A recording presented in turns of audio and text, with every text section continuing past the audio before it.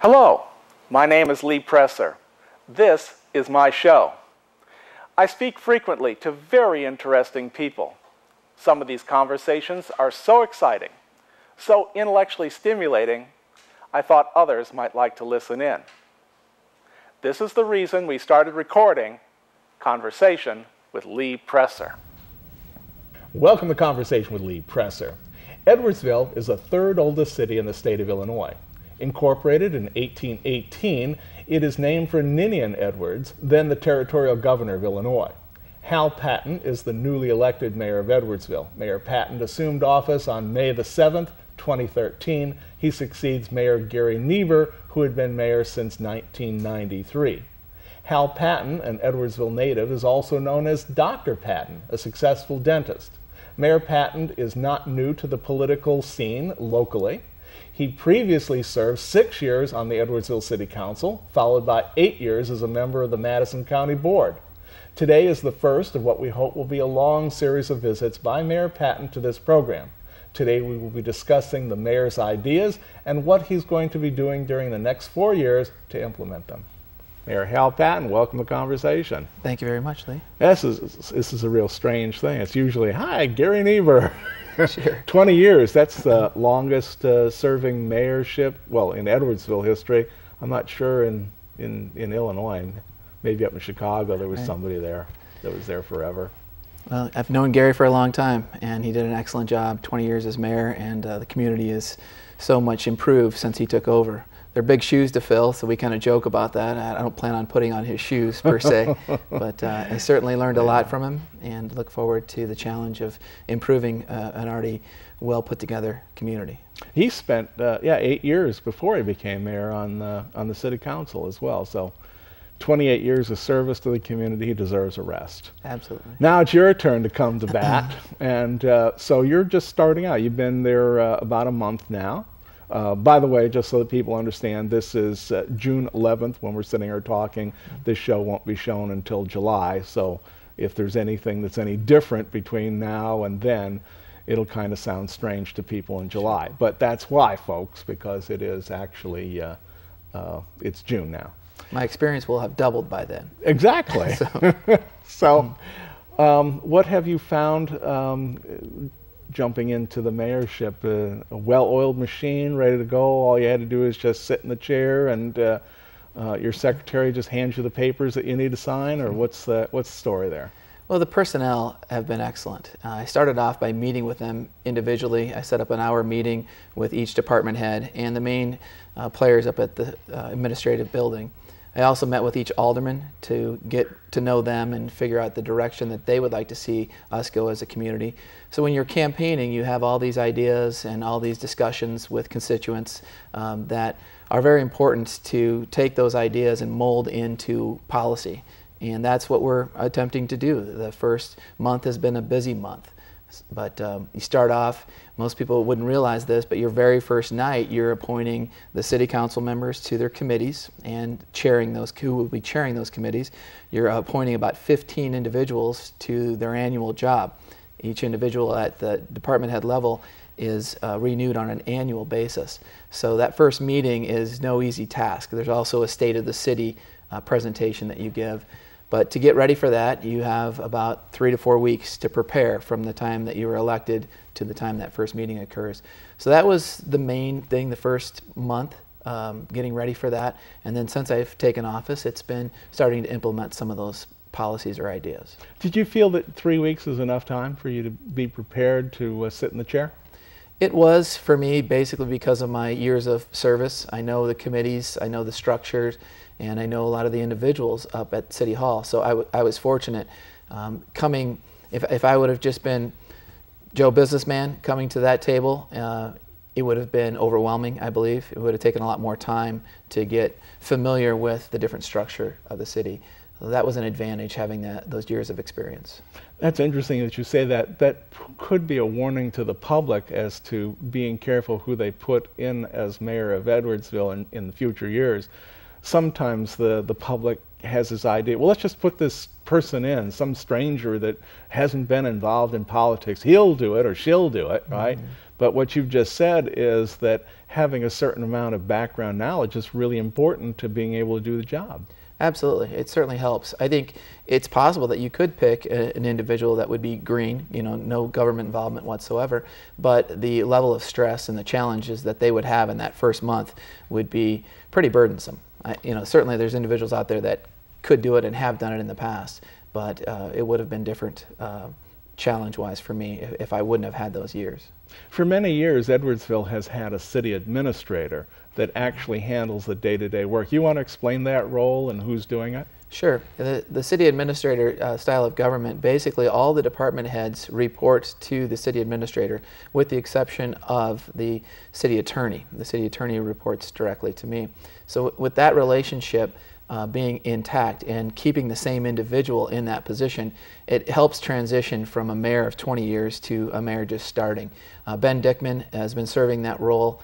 He was previously the chief of police, so he's extremely familiar with the entire city and the operations, and I've been quite impressed, especially with his writing ability. There's a lot of press releases and different aspects that come up on a daily basis. Being a part-time mayor, part-time dentist, so to speak, you know, I'm not there every day to get the latest concern, the latest call from the press. So it's been excellent having Ben and his knowledge and ability to give the right responses to the questions and inform the public in a continuous way. Again, if they had to get to me, I might have to wait to the end of the day where Ben can get back to them right away. So it definitely helps being having a full-time administrator. You two talk every day, I guess? We do, yes. Yeah, even on the weekends, and sometimes it's, you know, more than others, but it just depends on the topics. Edwardsville just experienced, and this is sort of a side topic, we'll come back to what we were just talking about in a minute, but Edwardsville experienced a weather problem not too long ago. And I can't remember what day that actually occurred on. Were you mayor at that time? I was, yes. Okay, and so what was that like for you to, you know, be fresh as a new mayor of Edwardsville and suddenly there was tornadoes in the neighborhood? Well, just this morning, we just had our summary of the Emergency Operation Command, and that was put together by the fire chief who pulled in the different response teams, the different personnel that we needed to deal with the storm. And it was a very severe storm. We ended up with 8,500 customers out of power, which, you know, kicks in the whole concern of generators and people on nursing home and medical equipment. We had over 100 homes that were physically damaged during the storm, and thousands of trees knocked down. The power lines being in the roadways, you know, extreme risk. So we started within 45 minutes of the storm hitting. We were all meeting and coming up with a strategy and a plan of getting our personnel out there. And I think it worked out beautifully. I couldn't be more pleased with the job that Ben Dickman did, our chief of fire, Chief Rick Welly, as well as Public Works. Public Works was out there clearing the streets. Our police situation was excellent as well. You know, we can claim from this storm, as bad as it was, having no injuries, which is first and foremost the safety of our public. Secondly, having no thefts, which I'm very proud of our police department for making sure that our businesses that were without power and our homes were without power were kept. And that says a lot about the people of Edwardsville as well. Then, you know, you look at the storm debris cleanup. The Public Works Department, I estimated just in my own mind, it would take a month and a half to clear that debris. One tree alone that was on a house on St. Louis Street, when the crane came to remove that tree, it registered 80,000 pounds for one tree. And we know that we had thousands of trees down, and most of those have been cleaned up and brought down to our Public Works facility to get ground up into mulch. So just top to bottom, very impressive, and certainly throwing me in the ring quite early within the first month. But fortunately, I had some experiences, worked with some emergency relief groups in Joplin after that tornado that helped me on that side. That's right. You've been a volunteer and also working with getting supplies organized for the Joplin people, weren't you? Correct. Yeah, and that helped me. Certainly, having experience there, I would consider myself somewhat trained in responses and was able to help coordinate some volunteers there, and that prepared me for the storm that hit Edwardsville as well. But top to bottom, we had the right personnel. We agreed that we wouldn't have wanted to have a storm 3 or 4 times that strength, because then we would definitely have been looking at getting participation from the Emergency Management Agency at the county and other agencies to assist us. But as we talked about this morning, you're on your own as a community, most likely for the first 48 to 72 hours. So that is a requirement that we realize we have, and I think we met the challenge for this size storm. And this kind of experience will prepare us, God forbid, if something worse would happen. Are you going to spend some time trying to train the people of Edwardsville and remind them, hey, maybe you need to have some water set aside, maybe you need to have some food set aside, candles, flashlights, etc.? Absolutely. There's an opportunity from this to educate and train. We are educating ourselves with this assessment summary from our command. But one of the things, the safety aspect, generators hooked up to your house electrical panel, that backfeeds the power lines. So the power lines might have been knocked out at the transmission point, but if you're a worker or if you're a power individual that wants to go out and work on that line, if there's a generator hooked up, that back charges the line. And so people running generators from their home could injure workers, both from the electric come from Ameren, as well as our public work employees trying to get out and remove debris. So that's an important aspect. One of the things I learned in Joplin, because of all the nails and the glass and the shingles, debris that gets in the streets during these major storms or tornadoes, bring your boots down to the basement if you have a basement. Bring your wallet, your keys, your cell phone, your charger.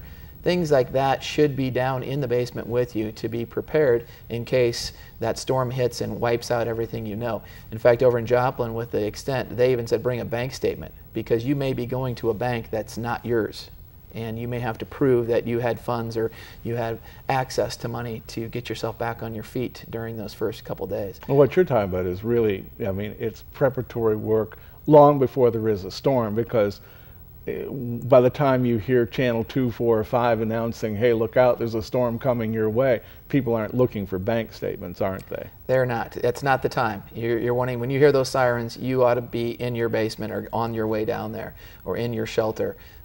Certainly, I noticed in Joplin, bathrooms, why do people go into the bathtub? Well, it surrounds you on the sides, but you also have plumbing in the walls that assist in keeping the 2x4s intact. They're small rooms, they're usually heavily framed, and the plumbing itself will work as a holding device for some of those walls where the roof may be gone and the interior walls. Oftentimes you see those bathrooms making it through those devastating winds.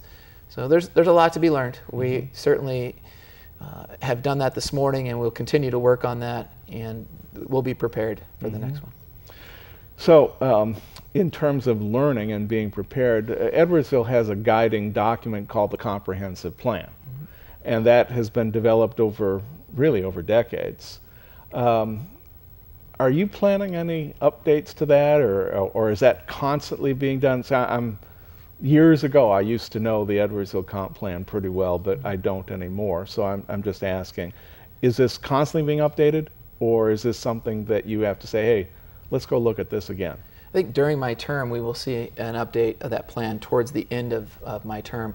But right now, we're also looking at the plan that Madison County and Glen Carbon put together for the I-55-143 corridor area, what I kind of like to refer to as the land of Goshen, which would be Pin Oak Road, etc.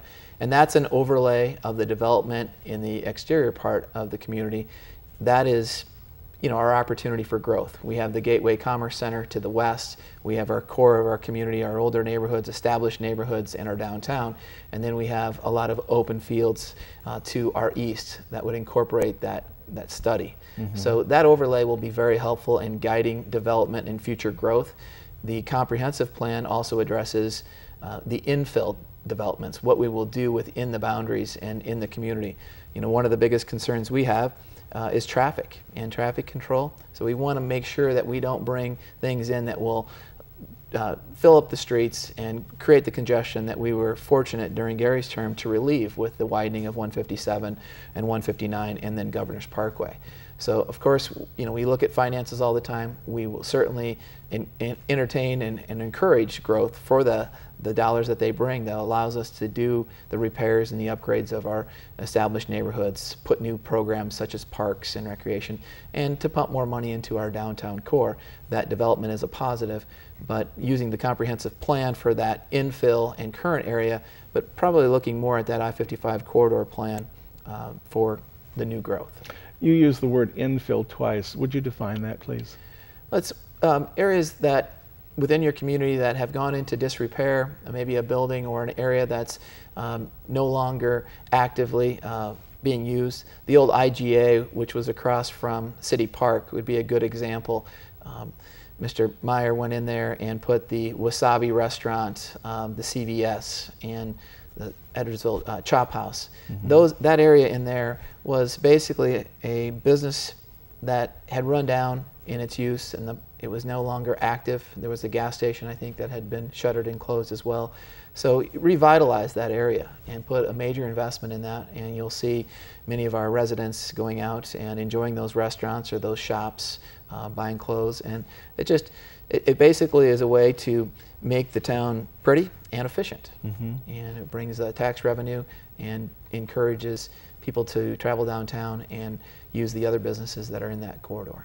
Now, when you take, I think it's Vandalia, and now you're heading out towards 55, yes, right? This is an area that you're talking about that's going to be more developed. Correct. Right? Are we looking at commercial development or more residential or a mix? I think it'll be a mix. Certainly by the interstate, we see more commercial, maybe restaurants again, or hotels. A car dealership would be fantastic. We have Hortica and Scott Credit Union out there now that are creating good jobs for graduates from our university and from the community. I'd like to see more of that, more of the job creation opportunities for our residents. So that maybe in the interstate, professional park would be wonderful. And then of course you're going to bring rooftops. We have a subdivision plat that we're getting ready to approve off Governor's Parkway. Initially it may be like 40 homes, but it can grow up to 90, I believe.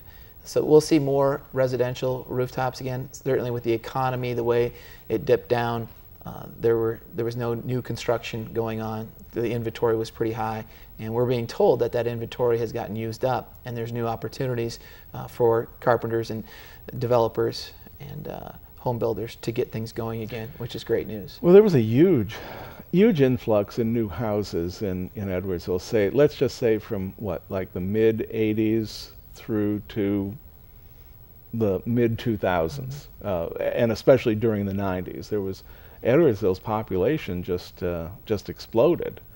Do you feel that you want the population to continue to grow now that we're coming out of this slow period, or are you looking to keep it fairly stable? You're around, what, 25,000 now? Just about 25,000. The key is quality growth. We think we're going to have growth. People want to be in Edwardsville. We have an excellent school district. We have a good transportation system. We also have expanded on our public services. We have additional water plant capacity, sewer plant capacity. So we are ready for additional growth, but we're adamant that it add to the character of the community, not to take away from that. So we don't need to go crazy with it by any means, but I think you're going to find that people want to be in Edwardsville and they want some new construction. I think the growth that you mentioned from 95 to 05 basically was good for us. We have brought a lot of good people into the community, different professionals. We've shared our community. I mean, I grew up here, 4 generations here, and there's some people that think, let's just keep it for ourselves. But when you have something as good as we have, the word's going to get out, and there are going to be people wanting to move in. And I've been very pleased and impressed by the quality of people that we've been able to attract. It's just brought the level of the community that much higher. Now, you mentioned also there are the new parts of town, and then there's the old established parts of town where people have lived for generations. I noticed that during the 90s there was a real push to upgrade the streets, upgrade the sidewalks in that area. Is that something that you're going to continue that process? Absolutely.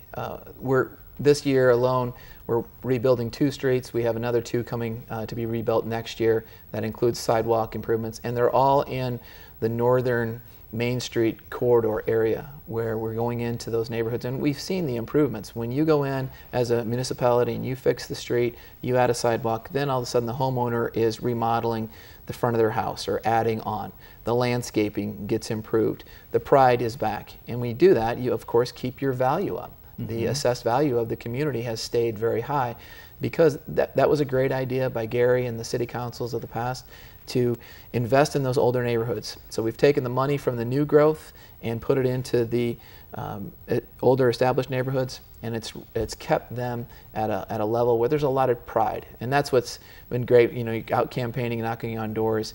I don't like to use the word older or newer or established. There's a lot of pride in these neighborhoods, no matter what their age is, because people are constantly fixing up their properties and investing in them. And they've picked that neighborhood for its uniqueness, its closeness to downtown, or it's close to a park, or it's easy to get to the school. But you have your reasons, and we have a nice mix of that. A lot of neighborhood pride.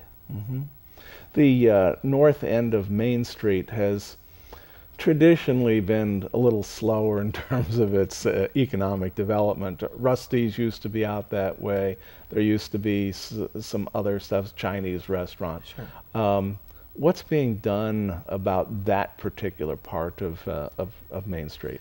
Well, with the streetscape improvements that we had last year, with new sidewalks, new curbs, new lamp posts throughout that whole northern stretch, I think you're going to see people again investing in those areas. As we speak this week, we have a new proposal for Rusty's that we'll be looking at.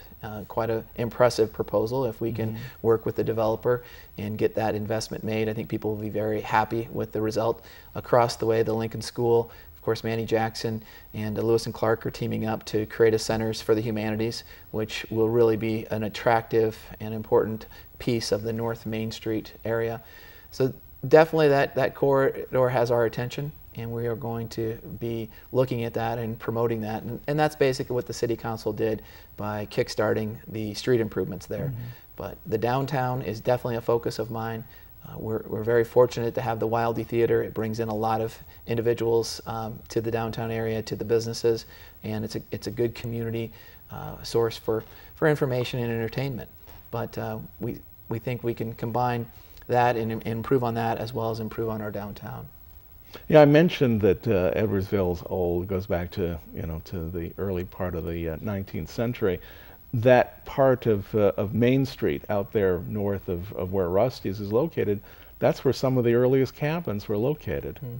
And I don't know, I don't think there's any of those cabins left out there. I don't think there is. There's a picture, and I don't know if it's at the Madison County Historical Museum or where it is, but I've seen this picture where the Native Americans were down in the bottoms coming up to visit the townspeople. I think it was an opportunity for them to buy the land. There was an exchange going on, and it's just hard to see that today, with automobiles and concrete and the modern buildings.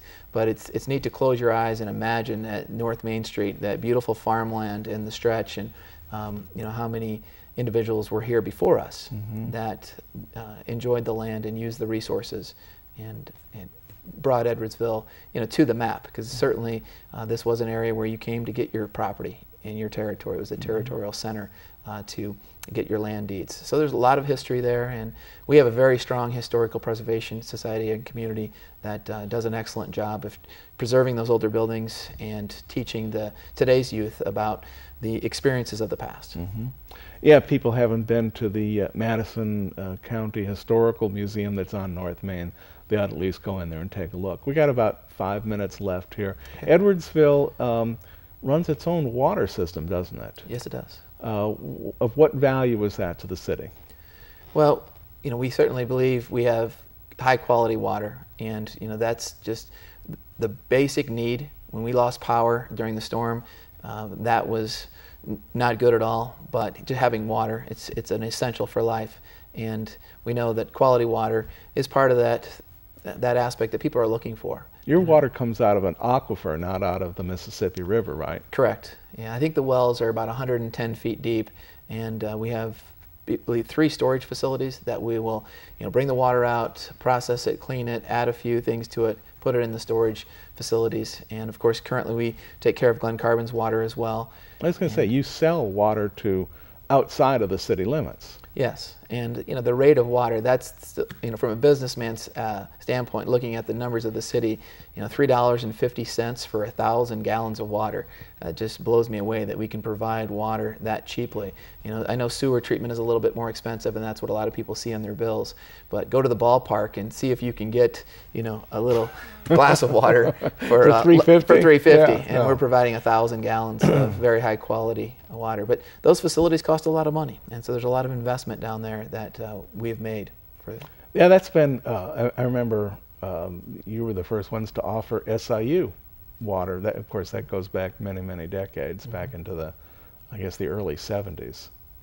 Yeah, and those exchanges or relationships that we have with the surrounding communities, providing them those services, I think keeps us connected, which is a positive. We always feel it's very difficult to find the boundary between Glen Carbon and Edwardsville. So it's excellent that we can share those services and maintain those relationships.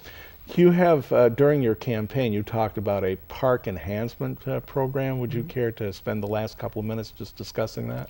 Sure. I've got a couple things. One of the things I'm looking at upgrading is our police and fire facilities. I was just at the police department. It's 50 years old in downtown Edwardsville. We now cover the warehouse district, so it's real important that we get a fire facility near the warehouse district so we can attend not only to fires but also to medical emergencies down there. This is like 270 and 111 you're talking 270 about. and 111. Right. Yeah, it's the Gateway Commerce Center. It's massive. It's a lot of jobs. It's a lot of revenue down there, and there's a lot of individuals that we need to keep safe and cover. So public safety facility, fire and police is something I'm looking at doing. And then an active sports park. We really have a lot of individuals in the community that love soccer, that play their t-ball and baseball and all these select teams. And we haven't added an active park for quite some time. I think Lower Hoppy was the last time we added active ball fields.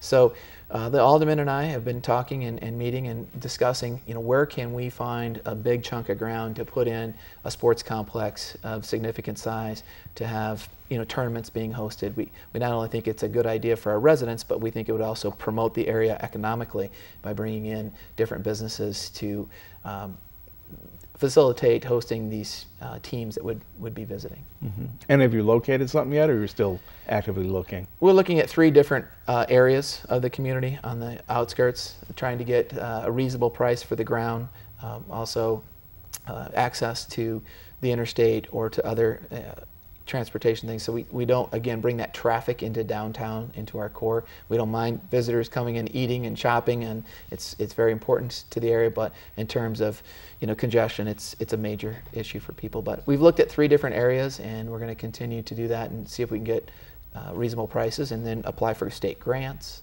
as well as matching funds from the Metro East Park and Recreation District and things of that nature. Mm-hmm. Well, we've had our half hour together, our first. Hopefully we'll be seeing more of you in the future as you have more and more successes with Edwardsville, because Edwardsville has always been a real success story. Thank you very much for coming and being with us today. Thank you for the invitation. You're very welcome. And to the audience, I've been speaking to the new mayor of Edwardsville, the first new mayor in 20 years. His name is Hal Patton. He is a doctor, a dentist. He's been around a long time in the political scene. He's not some newbie. He knows what he's doing. If you have any issues that you wish to discuss politically in Edwardsville, make sure that you contact him at the Edwardsville City Hall. Thank you very much. We'll see you next time. And this show is going to be available on YouTube, so if you want to show it to your friends, look it up there. Thank you.